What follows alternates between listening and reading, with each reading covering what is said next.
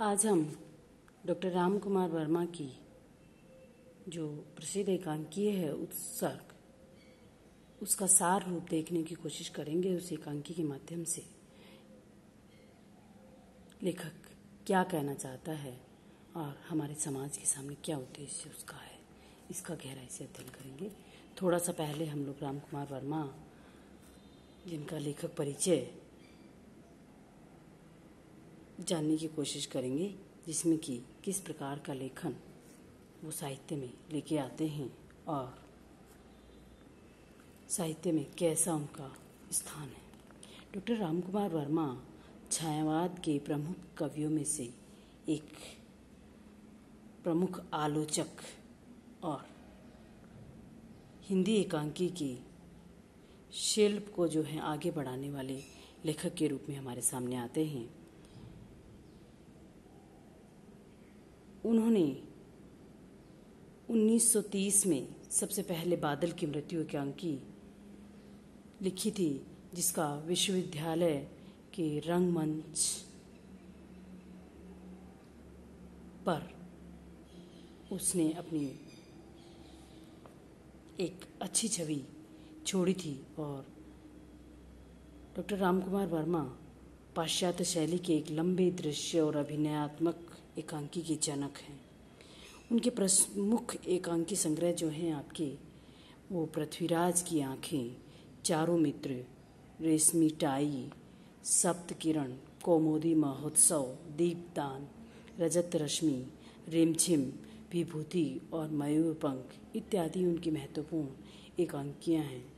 उन्होंने एकांकियों के विषय में आपके ऐतिहासिक और सामाजिक संदर्भ को लिया है और उनकी एकांकियों का मुख्य स्वर आदर्शवाद से प्रभावित है।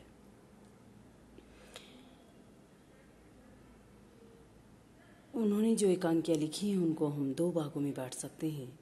एक तो पढ़े लिखे मध्यम वर्गीय दंपति के बीच उठने वाली प्रेम संबंधी समस्याओं से संबंध एकांकी, और दूसरा उनका ऐतिहासिक एकांकी।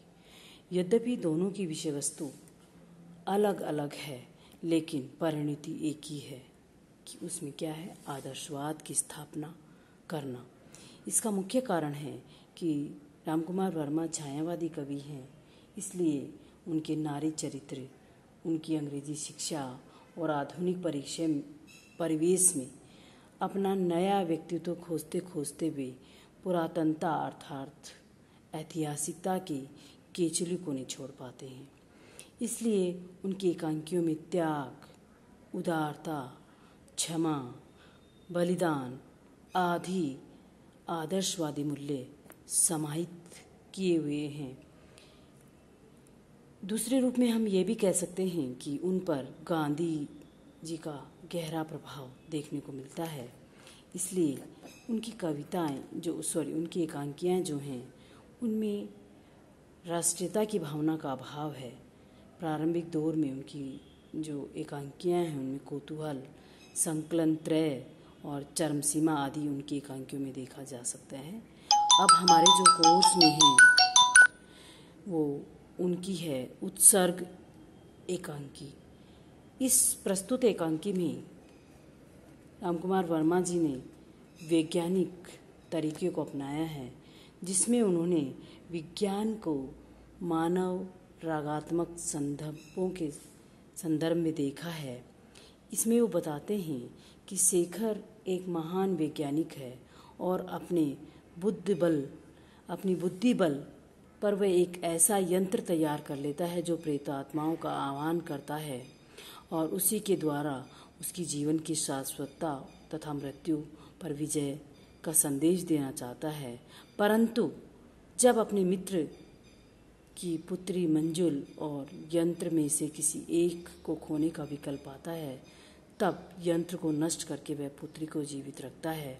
इसलिए ऐसे ही एकाध द्वंद्वों के बीच ये जो एकांकी की कथा विकसित हुई है, इसमें कवि ने वैज्ञानिक खोजों की कल्पना को भारतीय आत्मदर्शन अर्थात हमारे यहाँ के जीवन मूल्य को आधार मानकर की गई है और इसमें ये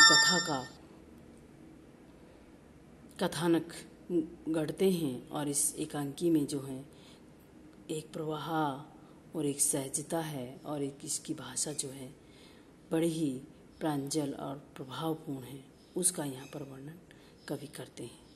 ठीक है, तो हम इस सारी एकांकी को यहाँ पढ़ पाना या उसकी एक एक व्याख्या कर पाना हमारे लिए मुश्किल है, परंतु उसकी जो मूल विषय है उस एकांकी का वो हमने बताने की कोशिश करी है।